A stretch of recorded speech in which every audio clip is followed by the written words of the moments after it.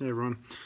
So this last week, apparently, I became the feature of a third um, entry or article from this organization that calls themselves Red Elephants, which is really feeds into the alt right slash white supremacist um, viewership and things. And I can always tell when I get featured because I'll just start getting a lot of notifications about YouTube comments and about Facebook Messenger requests and all that. That's just filled with hate and anger and, you know, poor spelling.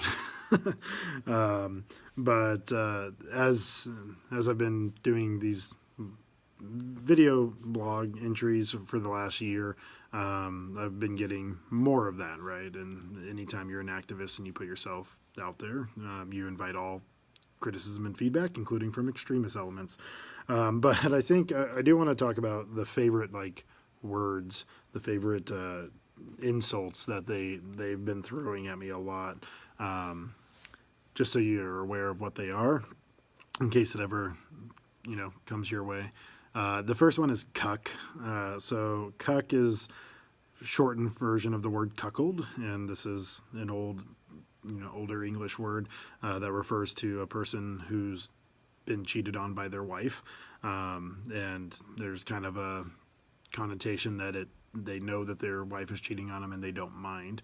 Nowadays, it even goes even further than that.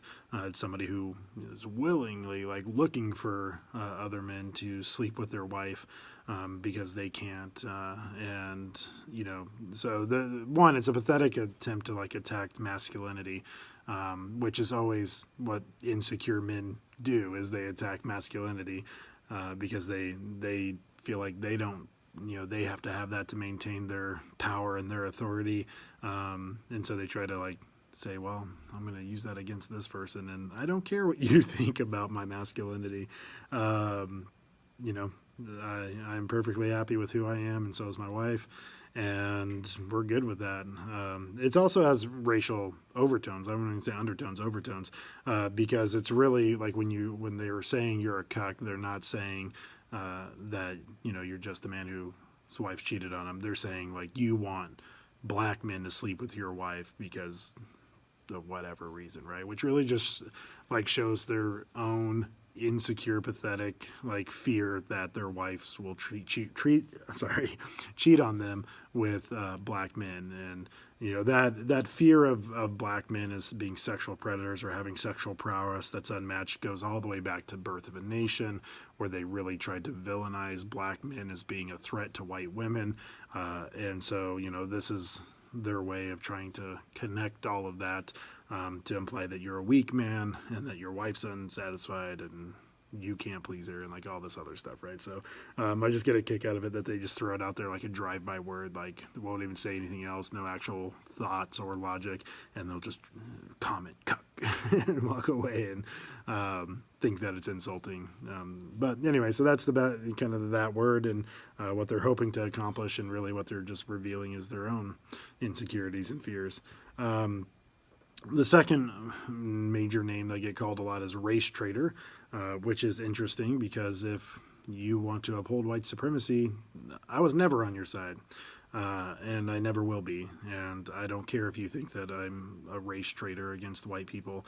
The work that I am trying to do in racial justice and social justice is to bring all people up and to make sure that everybody has equality and equity and opportunity. And so, if that makes me a race traitor, then I will happily wear that title. I saw a colleague in California that was wearing a hat that just said race traitor on it, and that doesn't bother me because I'm not trying to uphold white supremacy. I'm trying to dismantle it.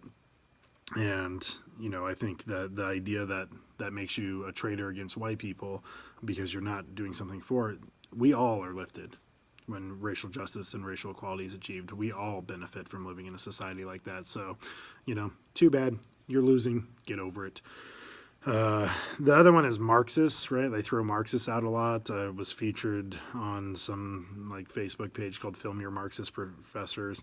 And this, nowadays, communist or socialist or Marxist. Like, they throw out all these terms interchangeably, not really knowing any of the nuance of the philosophies or the different types that are available, or, you know, anything like that. I've never claimed to be a Marxist. I don't consider myself a Marxist.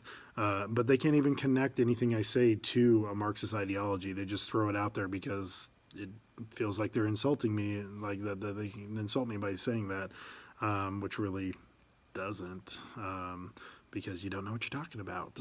And snowflake, that's always one that gets thrown out there a lot. And the only thing I'll say about that is, the idea of snowflake is that we're weak, easily defeated, right, easily destroyed, like a snowflake, overly sensitive, things like that. And I guess the question is, if we're so weak and easily defeated, then how come you're going to lose and you are losing?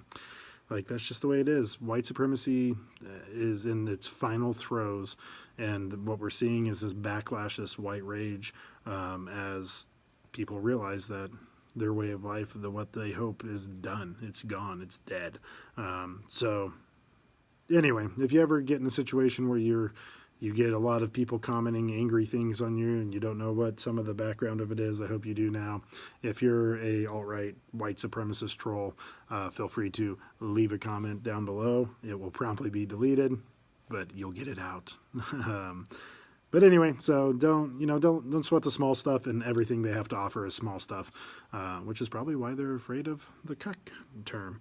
But anyway, have a good day. We'll see you next time.